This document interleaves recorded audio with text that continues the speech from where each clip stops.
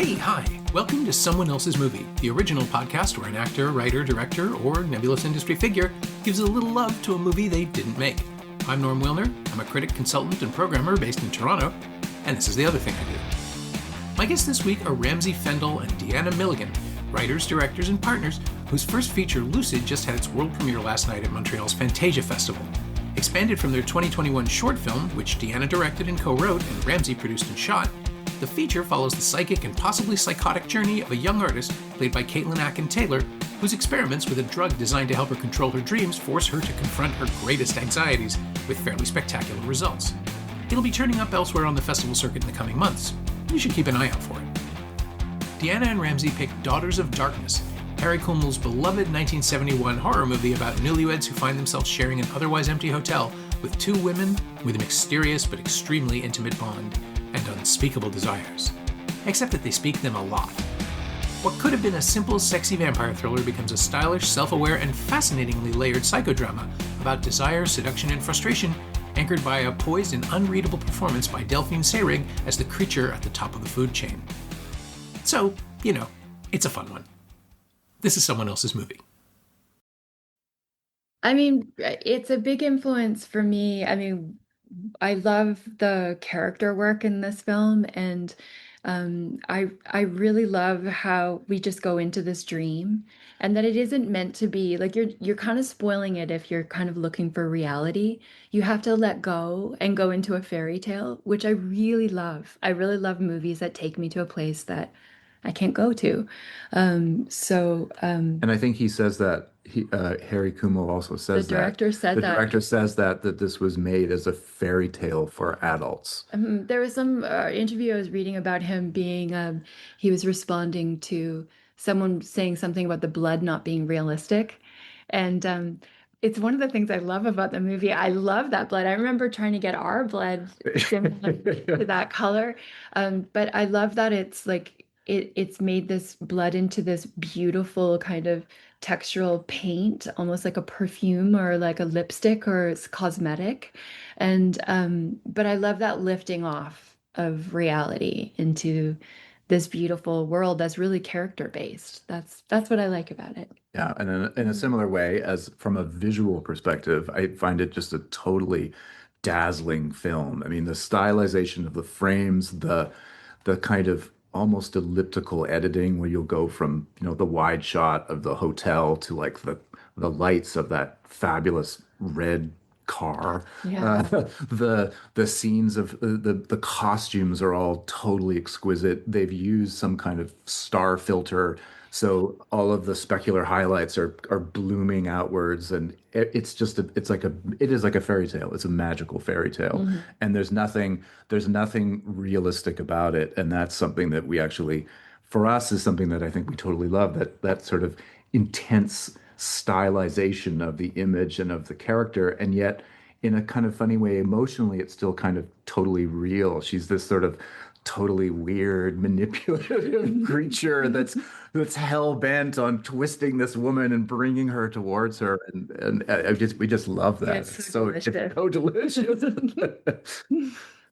My experience of it has always been catching up to it, I guess is the way I would explain it, because every time I've watched it, and it's been a while, I realized I didn't even have a Blu-ray of it. I still have the old DVDs, which like texture-wise actually really worked for the experience of watching this movie, because it's murky and grainy and messy, and I think the color balance is even weirder on the DVD because they were working on a very old print or something. But when you're talking about the blood, it's just like it's almost orange in a couple of scenes. It's almost orange. Yeah.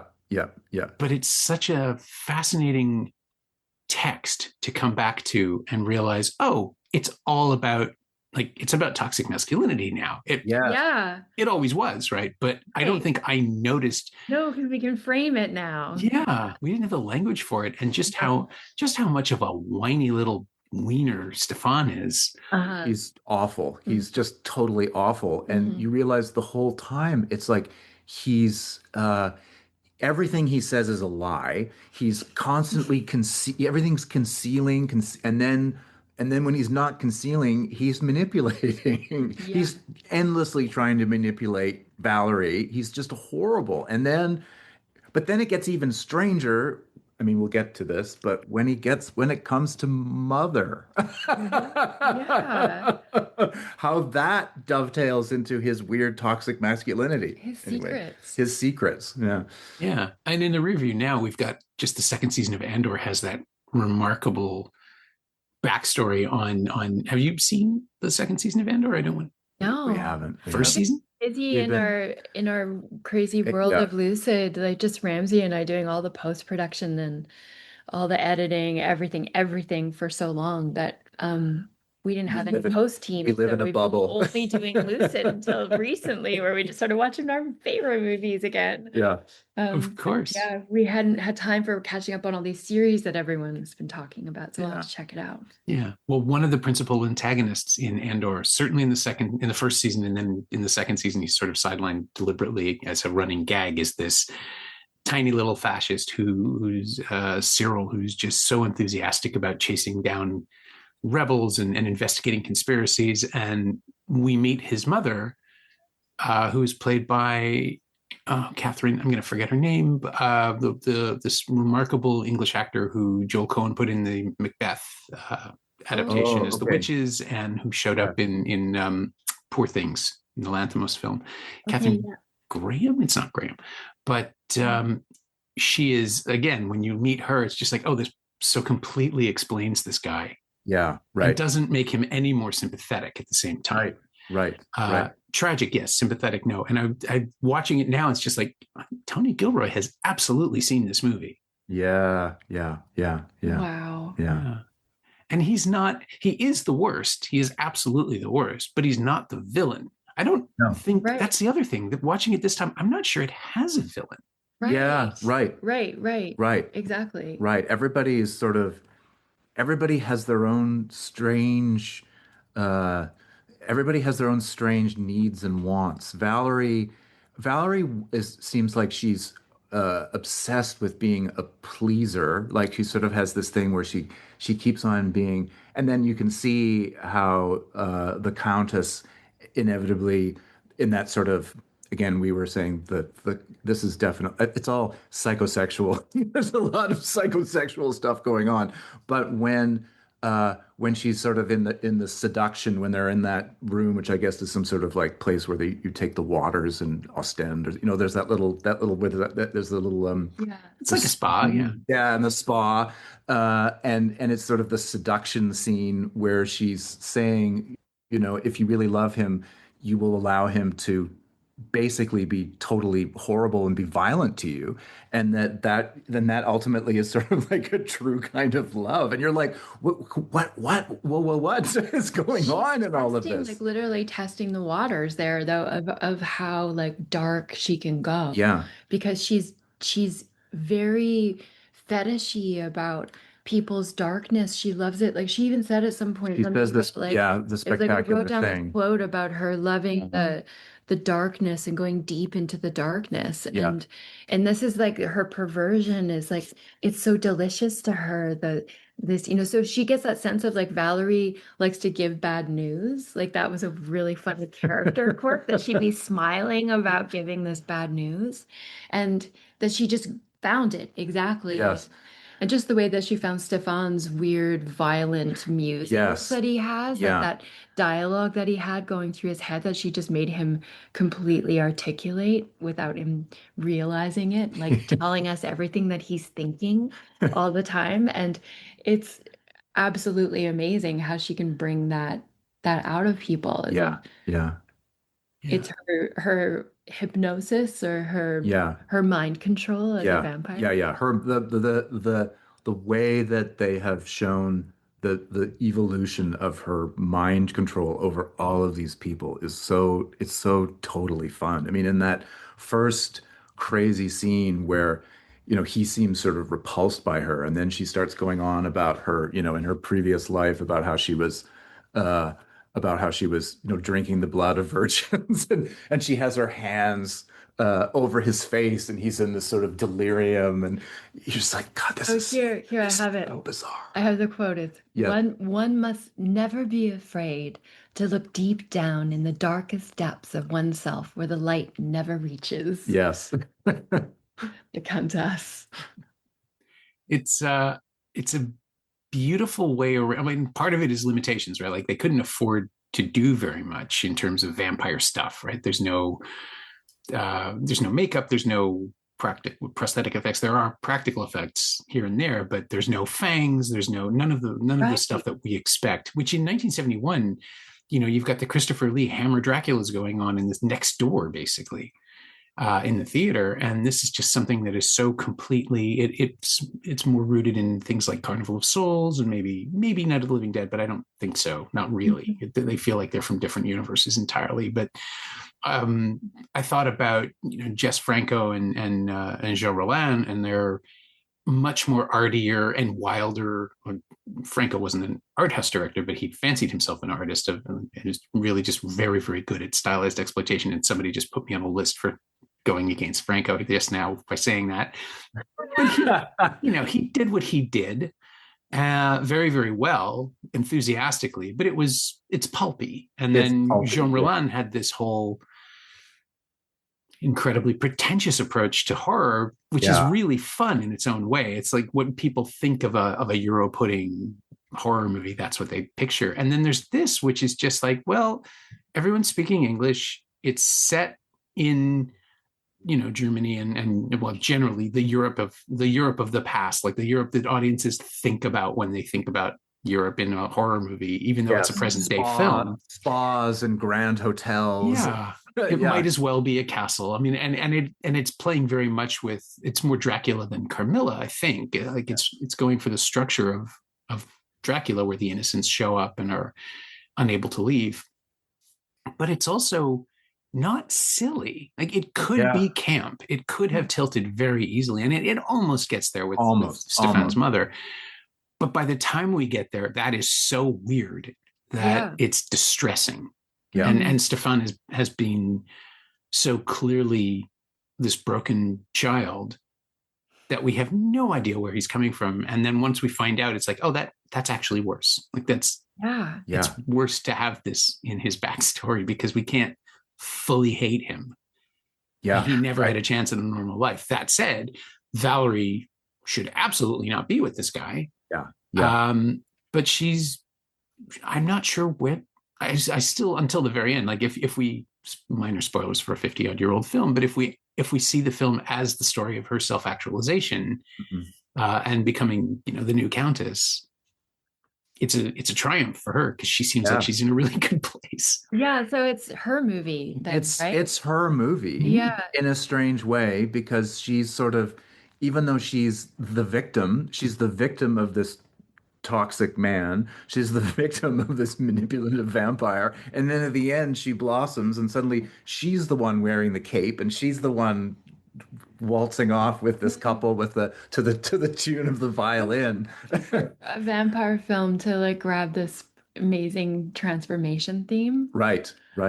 Perfect. Yeah. Yeah, and that, maybe that Valerie too was just being given a pathway that she wouldn't have been given in any other circumstance in this time of the world, that it has to be an otherworldly vampire existence in another dimension that she would be empowered enough to leave this man and then actually take on the qualities of an empowered woman. She really does. By the end of it, she completely changes by inhabiting the spirit of the countess. And as a result it becomes this very kind of feminist very feminist movie. We're really she is the most powerful person to emerge out of all this, and whether it's strictly speaking her or whether it's strictly speaking the countess kind of piggybacking on her and they've kind of merged together or something, it's still that's the trajectory. Well, and that Valerie's always manipulated. Yes, like whether she's going to be brainwashed in the patriarchal society that tells you when you're married at that time of the world that you have to do everything your husband tells ownership, and even if his pleasure is to beat you, that you would have to do that for him if that's what he wanted, is so extreme that when the countess explains this to her, then she's almost freed in some way, but then right away mind controlled once again. Once again, she replaces male mind control for this other. Yeah, so the dynamics of power are genderless. Like it's just happening in this, like, so these like big ideas. Big ideas. In a film that, on the surface looks like it's like this monstery movie, but this is the beauty, I think, of this kind of storytelling. Yeah. Because if you can build a world and tell the audience, like, this isn't real, this is a fairy tale, you quietly introduce these gigantic ideas, like these bigger themes, and people don't even realize that is happening because you're being sort of snuck up on in some way with this like deeper emotional kind of storyline, but still in the frame of a fun vampire picture. Yeah, and there's the class stuff that the English filmmakers would have been working with, even though like Kumel he was Belgian, wasn't he? Not German. Yeah, Belgian. Yeah, he's still around. He's still around. We saw he's being they're doing a re-release that they're showing at Fright Fest this year. So Daughters of Darkness will no longer be, we might be able to find out the real color of the blood. That's wonderful. I do want to grab the 4K disc now that it's out there. There's a new restoration, and anytime you get the chance. But it is like it's aristocrats and wives and servants. The servants are like, Ilona is powerless. We don't really get enough of her backstory to understand where she came from, but I'm assuming it was a similar situation. Yeah. Also, Ilona's exquisite beauty. Yeah, she is. It's just like, it's so incredible. It is like, I can hardly breathe when she's on screen.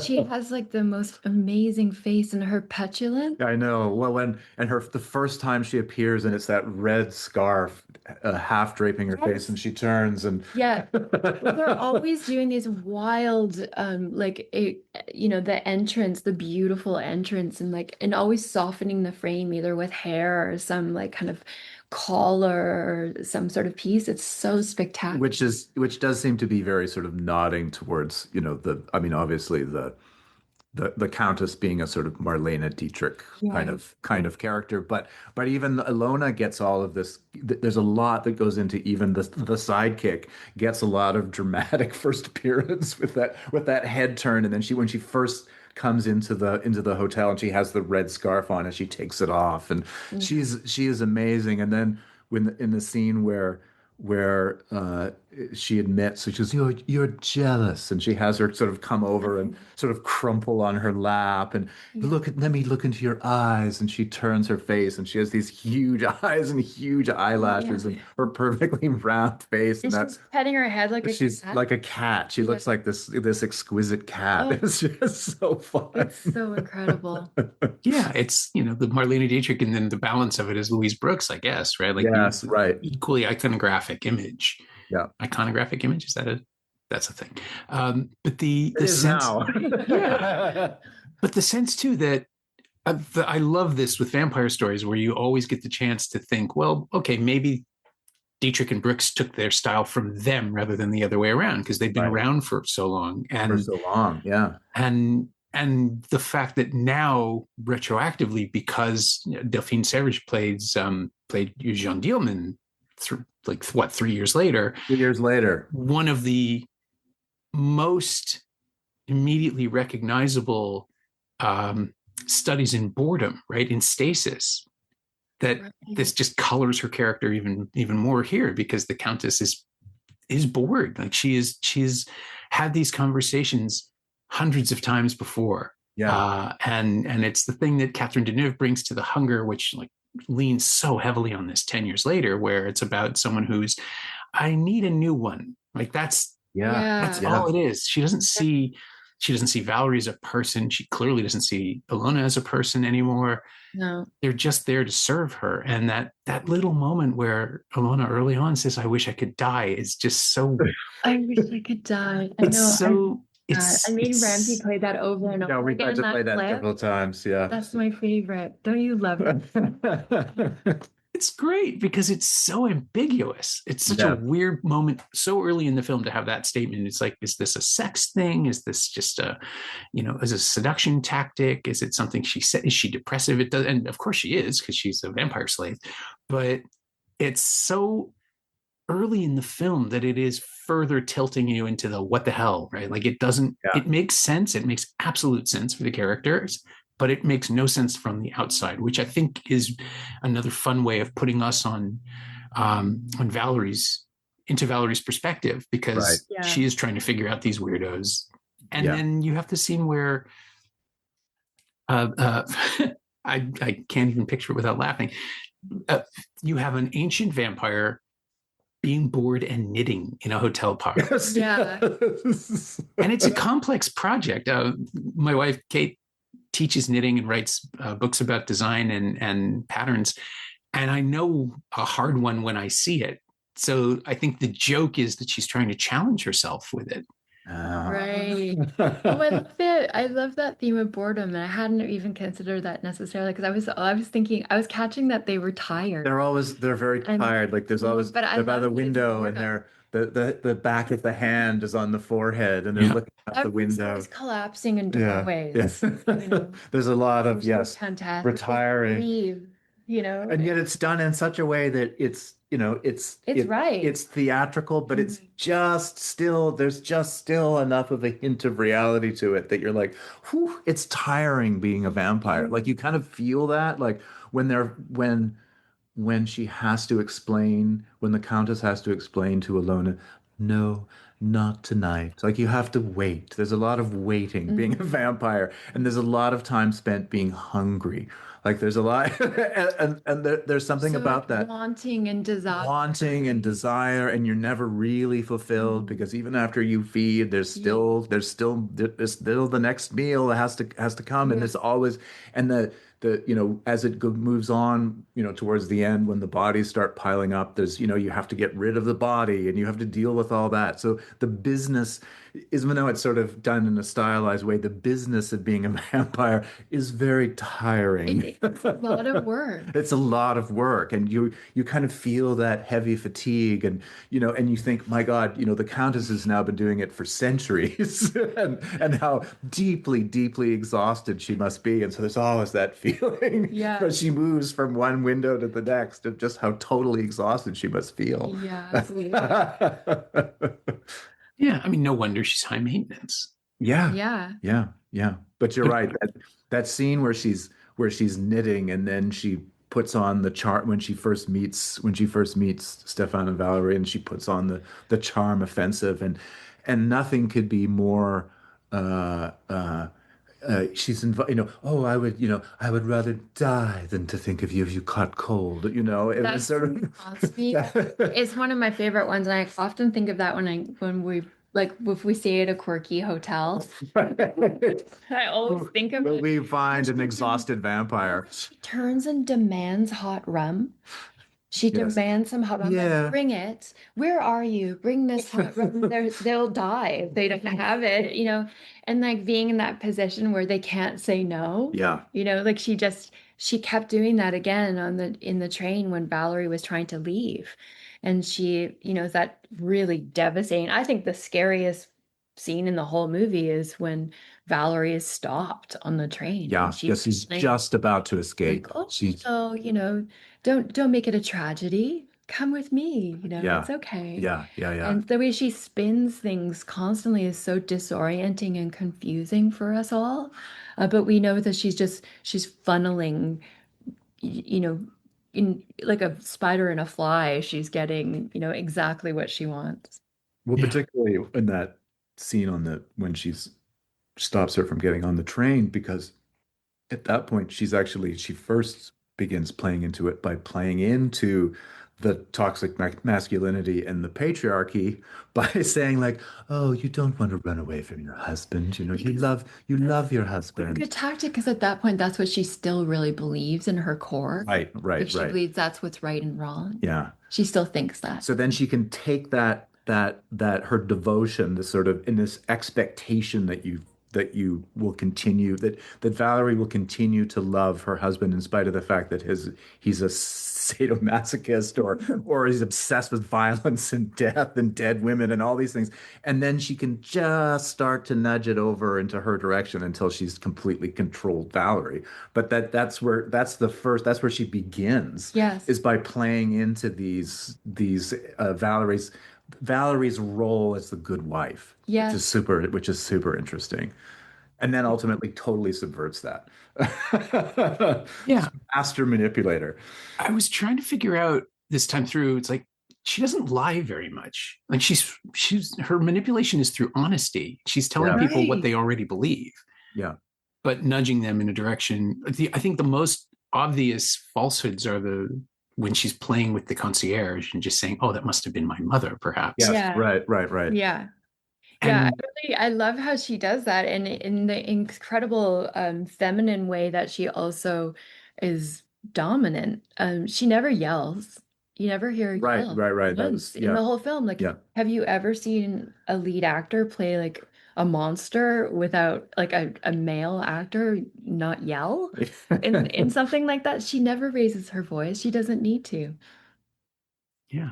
Well, and she's so fascinating for her stillness. Like it's Yes. part of it is the lethargy, definitely. Why, is it possible? Could she move faster if she wanted to? We all know things about vampire. Like everybody brings in their own expectations.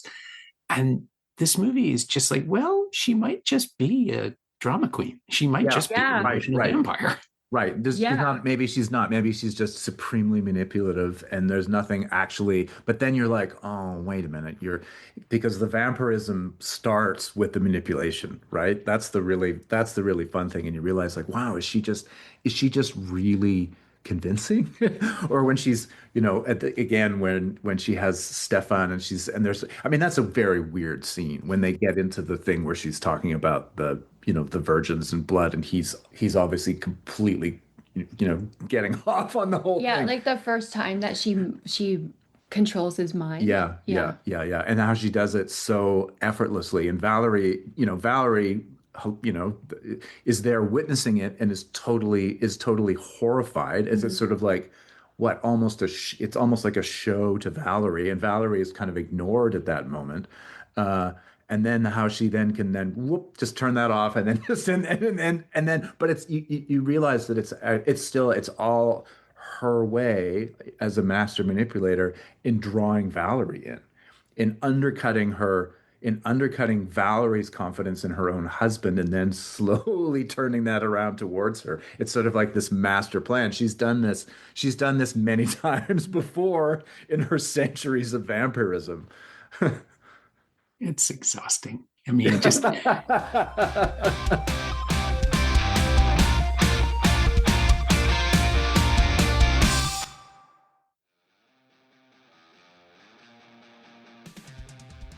hey, it's Norm interrupting my own show to bring you up to speed on Shiny Things, my newsletter about physical media, culture, and the odd streaming project. Last week, I caught up to Warfare, Death of a Unicorn and the Monkey, and the new 4K upgrades of Cobra, Dark City, Swordfish, and Lethal Weapon. I've been busy. Sign up for a 14-day free trial at shiny-things.ghost.io or find a link at the Semcast Blue Sky account. You like reading about movies? I like writing about them. Come check it out.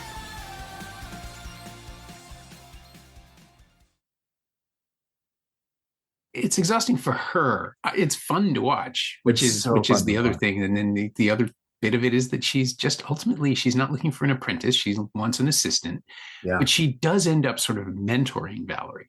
Yes. There's this whole other thing where I mean she is literally an elder to this kid. Yeah. This person who has no real we're not totally clear on her social status. We just know she thinks of herself as less than Stefan. Yes. Right. Right. Right. Right. And that She says to him, "You're ashamed of me." Remember yeah, that one thing? Right. You're yeah, ashamed of me. right off the top. Whatever her social standing in Switzerland, that it's a perception that, she's not a countess, she's not part of this aristocratic English, and in spite of the fact that Stefan was raised in America, there's that interesting thing about, so though he must be democratic, but then mother says, well, we're not like the others.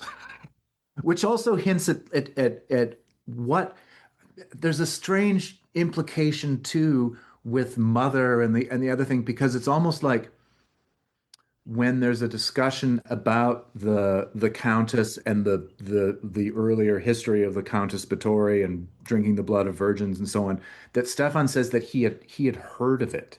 Or there's some acknowledgement that he knew about the story or the myth or the legend or whatever.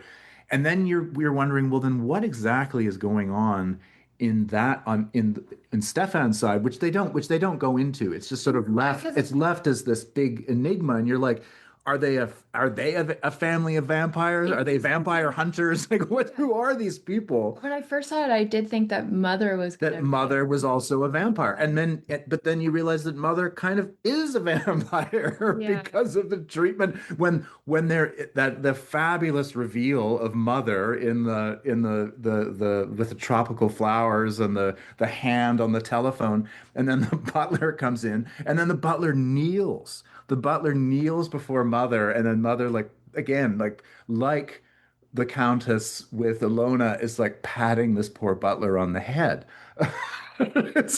He's just another monster. But he lets it. But assistant. But I love it. It is. It's like it is. And But the fact that what's so tantalizing about it is that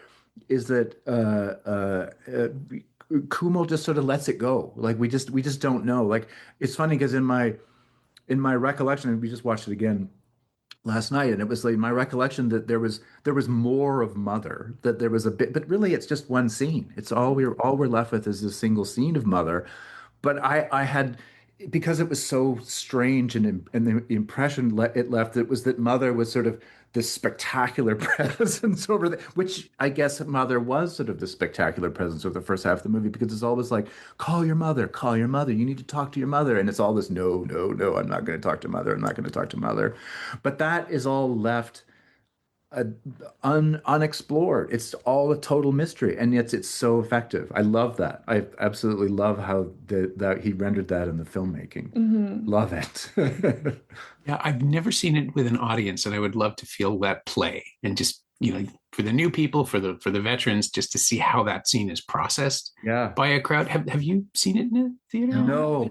It's always, I sure hope we get a chance to, because it seems like people are interested in the film again. Maybe we'll get to catch it. Yeah. I'm envious for people, if they are going to show it again at Fright Fest, that they would get to actually see it in a theater with people, and how exciting that would be, because it's so.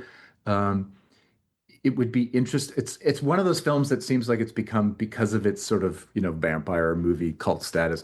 It's a movie you watch at home, right? It's a movie you watch on an old VHS tape or an old DVD or whatever. And so, the thought of coming back to a film like that as a collective experience would be really, really fun. Yeah, there must be. I mean, I remember it was screened a few times in rep when I was younger, but I never got the chance to go. I first saw it, it must have been on tape, or maybe even Laserdisc in like the late 80s, early 90s, but I would have been about 20 then. When did you first encounter it? Not that long ago. I think it was definitely before we shot Lucid, and because I was really inspired by the sparkly dress that she wears in the end scene, and I wanted to have something like that for the Mother character in our film. So we ended up doing like kind of sequin top and shooting on film as well, trying to get those kind of beautiful stars and sparkles that they were getting, and we got them too. And in the scene, it was really neat. But that dress was a huge inspiration as far as like costume design goes. And Yeah, the vampire, that scene, the vampire dinner at the end is so spectacular, when she kind of. several moments like that in the film, of like production design even, that are like, they make you just stop and like really be blown away by the incredible, like that couch and Yeah. in the lounge with the shawl over top. Like, I'm obsessed with Yeah, Deanna kept on saying, I'm you have to stop now, because I just want to too look jealous. at it all. Yeah, I would be overcome with like desire myself to want those dresses and that beautiful decor. How gorgeous. Well, I think and it's like, I know when we found it, because when we did Lucid, we did a short, and then we turned it into the feature. And when we were doing the short, we were very, very obsessed with Giallo films, and so we were watching every Giallo film we possibly could. And this isn't. I wouldn't say this is really in the Giallo genre. Kind of shower scene. But except for the shower scene where, and the hand searching, when Ilona dies and there's like the hand flickering across the wet hand across there's some very Giallo elements to that. I mean, the hand coming up from Estefan is sinking into the space. That, like teasing the fact they're going to bury him alive and things like that. Like there's rhythm of that scene in the edit is so good. Yeah.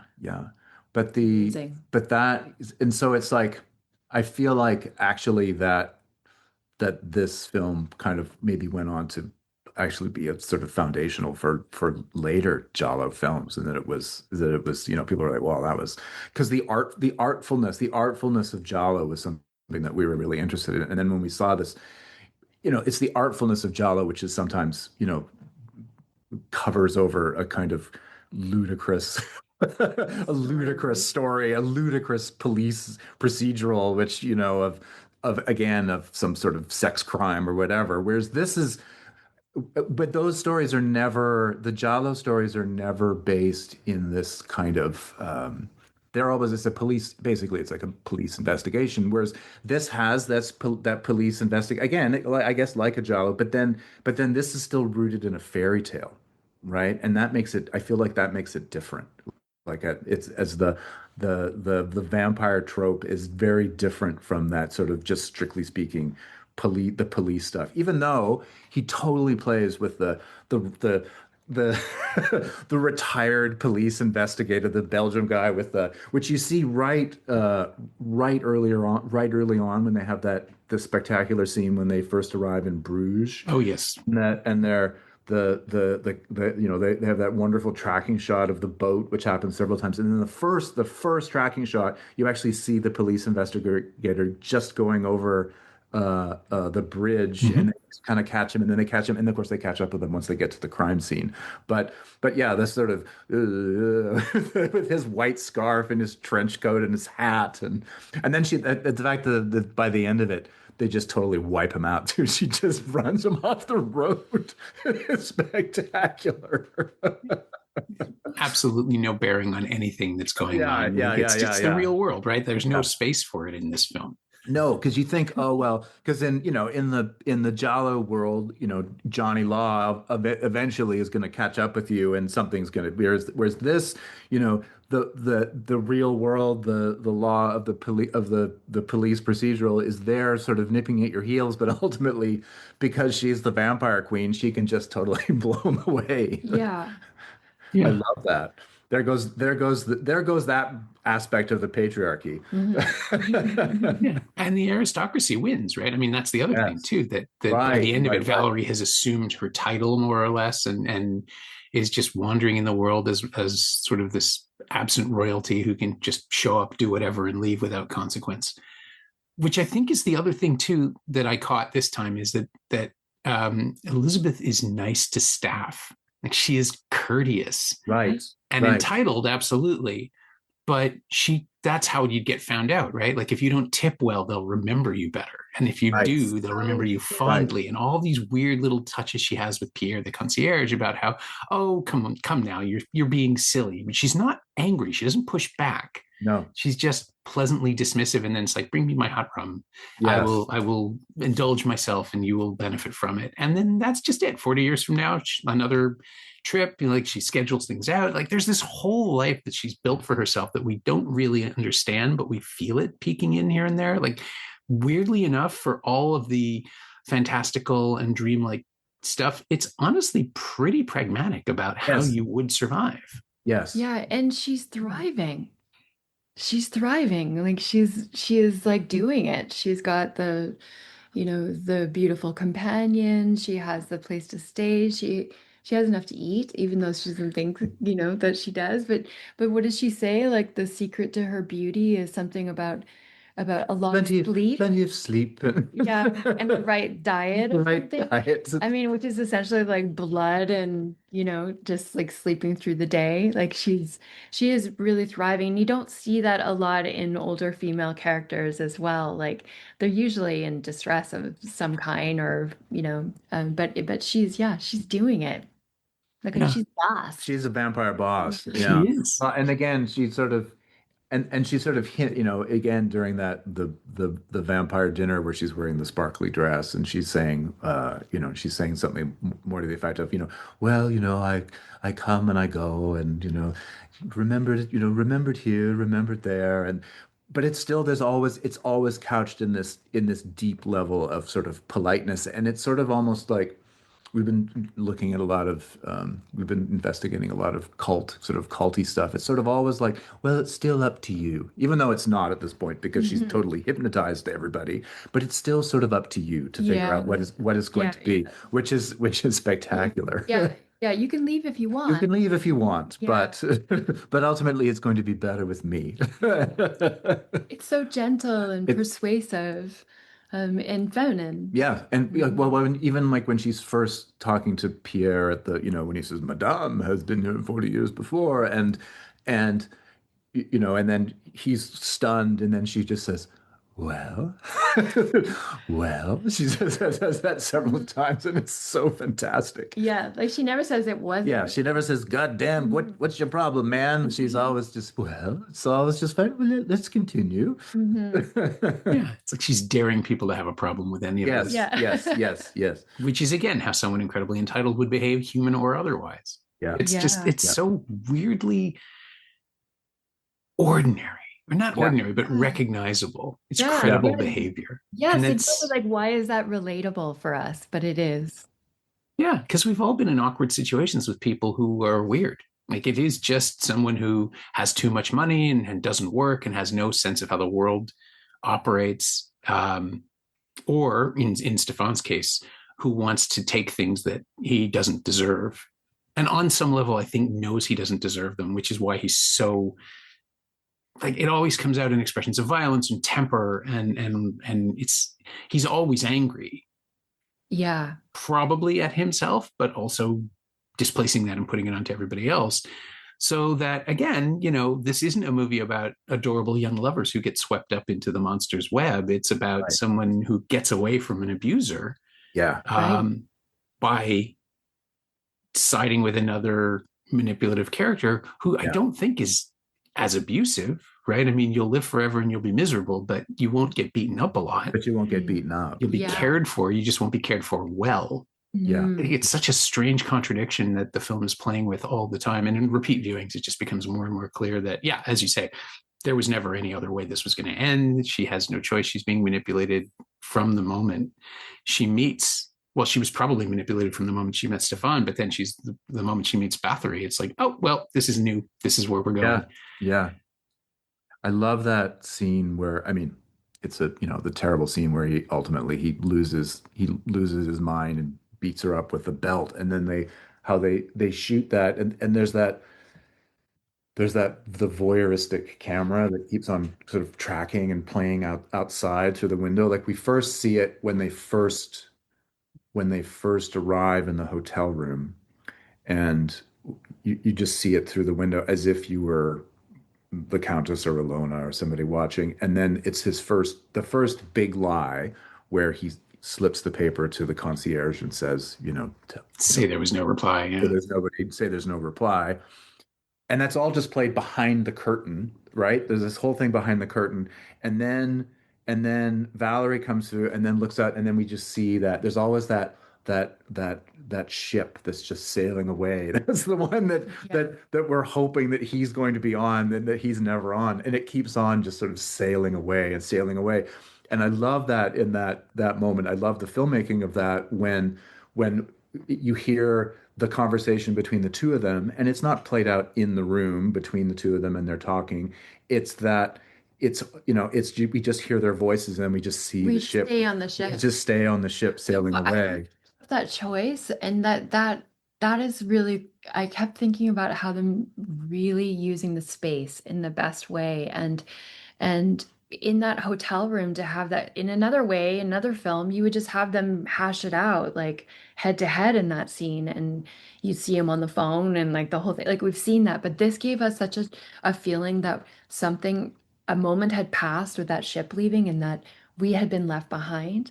So, but we can still hear what's going on. So we're getting the narrative, like we're understanding the story, but we're also getting way more impact with the feeling Yeah. Yeah. by seeing that, and that the image itself gives us so, like images give us Yeah. Yeah. everything. Yeah. Yeah. And there we are with this like tumultuous water and the ship going away, and we got it all from that. Yeah. And so, and I love how he keeps putting in those stormy images, and that definitely fed us for our film. Like we were doing a dreamscape sequence, and that those beautiful images that he kept slipping in like that are almost kind of jarring also, because it's not your POV. So whose POV is it? Yeah. It's the director, I guess, and it's for the audience, but this just tells us and feeds us this tone that is so great to hang on to.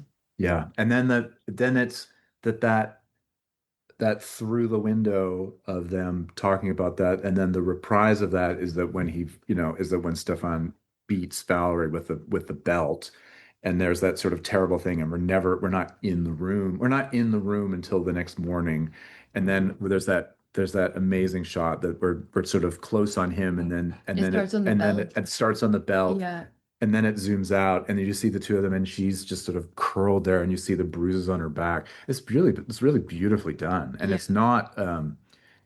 There's nothing gratuitous about it. Wasn't the choreography that you'd have to deal with either. Like they managed to skip past it by Yeah. just and really safely, because doing scenes like that are really complicated with actors, and they managed to do it all with I can see Yeah. using something like that makes perfect sense, because you don't have to fake out the whips, and you know it was safe for the actors, but still definitely scarier because you can't see everything. Well, it's also, I think the economy of doing that. It's also because True. we get a bit more we get more into it when they finally when he's attacking at the end after the vampire dinner, when they take the wonderful crystal The cake tray, yes. cake tray and Incredible. flop it over his head. You keep seeing it sort of come over the camera. That we're like in there. We're in the weeds with them, and we're sort of tumbling around until they finally snuff him. But but it's like it's a kind of a different block. I love how different the blocking is, because it would have been easy just to repeat the violent, violent, violent, violent, violent, violent, and instead he plays with these different perspectives, and I feel like it's often one of those things where it's a question that we often ask when we're shooting something with the camera. If the camera and if the perspective of the camera, Who's watching? who is watching, right? Yeah. Who is watching? And sometimes it's a tricky thing, because you can get a little bit over analytical. You get a little bit too much into your head when you really start figuring it. But it's always one of those things, and particularly because he plays with it quite a bit in this movie. It's like who exactly who is watching? Because there are definitely times when it's suddenly we see in the window, and it's either it's Ilona, or there's the one where they're both sitting there. We both see them looking into the Yeah. window. But isn't that's the gothic storytelling part? Right, Yes, yeah. because like then it's like Harry, the director, like is it his like is it him? You Yeah, know? right. Is it like what is that? Like I don't know. What do you think? What is the POV? I think it's simply the director pandering to the audience, but not pandering. I think it's the thing that De Palma does, and maybe even picked up from something like this, where you can have the camera simply exist in a beautiful, elaborate oneer and just sort of impress people with your skill. But in this case, I think the choices on the camera are to deprive us of the thrill. It's Yeah, yeah, yeah, yeah, anti-voyeuristic. yeah. Like by not showing us a scene where someone is beaten with a belt, there is no way to read that as erotic, right? Like Right. this is 1970s Euro cinema. Everything is supposed to be gauzy and sexy and dazzling. Yeah, Right. yeah, yeah, yeah, yeah. That sort of Jean Rollin, everything's like looks a bit like a not even Playboy, but We magazine or something Yes, like. exactly. Yeah. Cultured pornography. Cultured. But we're denied the opportunity to see what's really going on, and all we hear are the screams. So it's not presented as gratifying for anybody. Yeah. Like we're not encouraged to enjoy what Stefan is feeling. None of that stuff. It's a wall for us. And the same thing with the shower scene where Ilona ultimately dies. There's nudity everywhere, but nobody wants anything that's pleasurable. It's screaming and yelling and blood and death. And we're not encouraged to enjoy that either, but we are encouraged to enjoy it when they get the cake tray out. Like we are totally on side with this. And the film it's frenzied, but it's stylized in a way that is fun. Yeah. It's the payoff, right? Like it is the climax of the film, more or less. And it is, it's Valerie's liberation. It's Elizabeth's victory. Stefan gets what's coming to him, and it just keeps going. Yeah. So I think that's the one scene where the camera really does feel aligned with the characters, where the film is sort of aesthetically, the mise en scène is serving it. But before that, I think it is just like, look at this horrible thing that's happening and we are powerless to stop it. Yeah.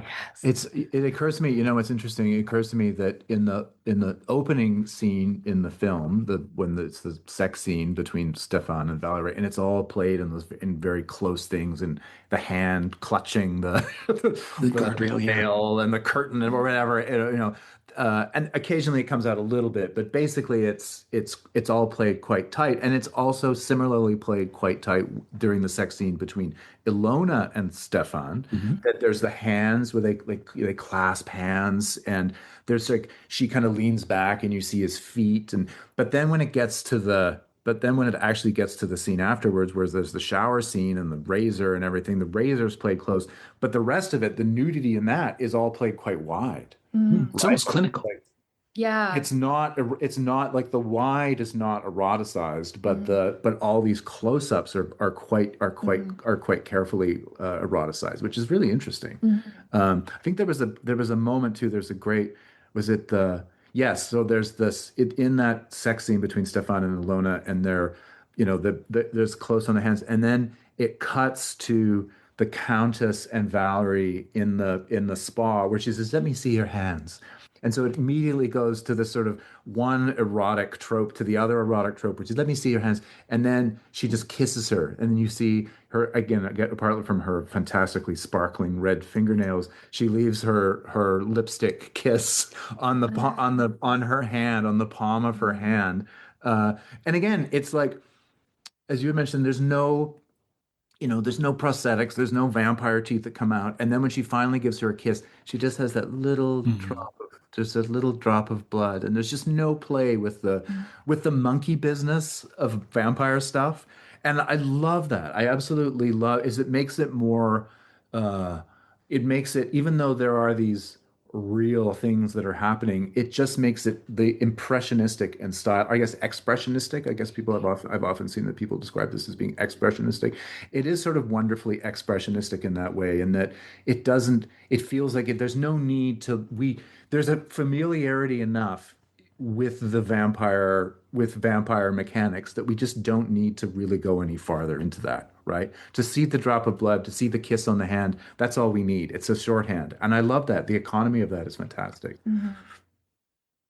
It's so well put together for a movie that could have simply been a completely passable B movie, right? Absolutely. It's thought through. It's got a groundedness to it, even as it's being fantastical and surrealistic. And it just, it's that thing where someone says, "Oh, I love Jeanne Dielman." It's like, well, you should see her other picture, because it's a total contrast, but also weirdly in communication with her future self. I love a movie that has this much refraction going on in the rear view.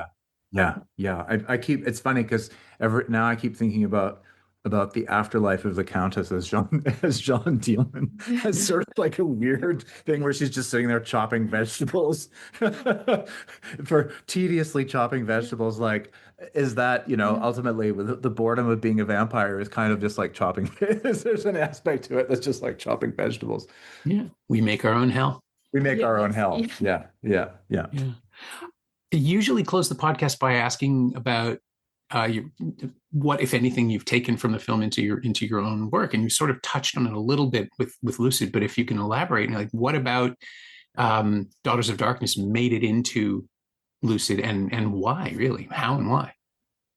Well, I know one thing that I guess that we didn't mention is the character reveal, like the reveal, and we did think about that for our film for revealing characters. The costumes also, and in like leaning into some of these like spectacular, I don't know, dreamlike experience where you kind of just go into a dream and let go of a hang on to reality as far as like an emotional sense in a character.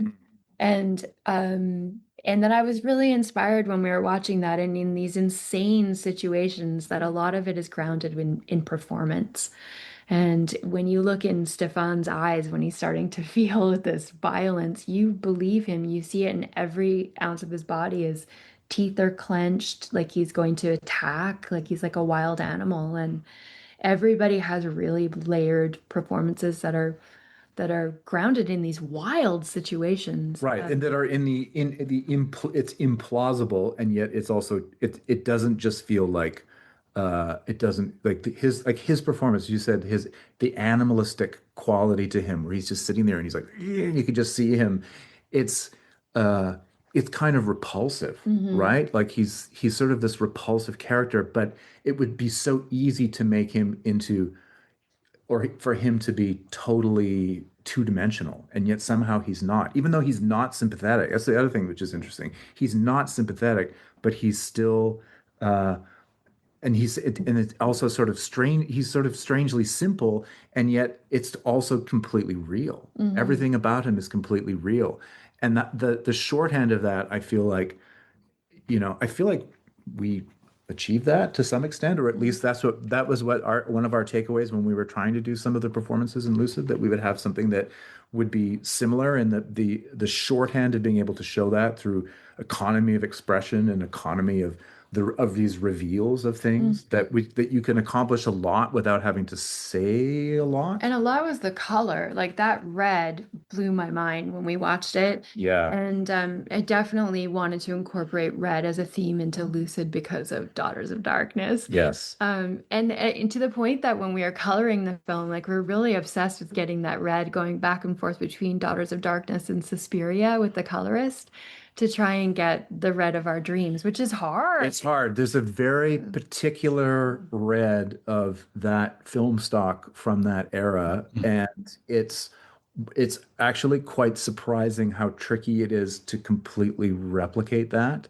And even there was one point when we were doing our color where we were sort of quietly losing our minds, because it was just a little bit off, and we were bringing up an image and we were like, we compare them. We compare, and we finally got there. But I know that red and those red transitions, like that fantastic, those fade to full red and out, which again, I think I know that Bergman does that in Cries and Whispers, and I was like, wow, did he actually? I wonder if he had actually seen Daughters of Darkness, because I remember it reading somewhere that he felt very proud about those red cards and those red transitions in Women in a Red Room, but it's a surprisingly hard thing to get to, and was also one of the things that ultimately I think we were very pleased to get. And you have to shoot. I mean, what we found for that is you actually really do have to shoot on film as well. It was a justification for our shooting on 35 millimeter. So, yeah.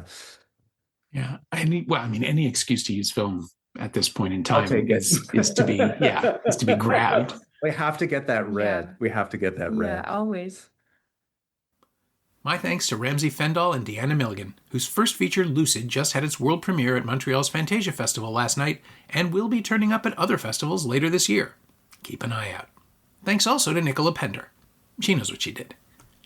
You can find Ramsey and Deanna on Instagram at Sublunar Films, all one word, SUBLUNARFILMS, and you can find Daughters of Darkness in 4K, Blu-ray, and DVD from Blue Underground. It's also streaming on Shudder and AMC Plus in the US and Canada, and on Fandango at Home, Plex, Screenbox, Fandor, and Midnight Pulp in the US.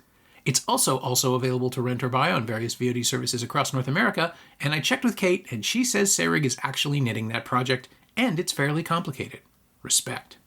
You can find me on Blue Sky at Norm Wilner, and you can find this podcast there at Semcast, S-E-M-Cast, and on the web at someoneelsesmovie.com. The first year of the show is still available for just $20 at payhip.com/Semcast. That's the first 52 episodes of Someone Else's Movie, 41 of which aren't currently available anywhere else. And check out my newsletter, Shiny Things, at shiny-things.ghost.io. I think you'll enjoy it. Our theme song is by The Last Year. If you like it, or the show in general, please say so. Leave a review wherever you've been listening. Every little bit helps. It truly does.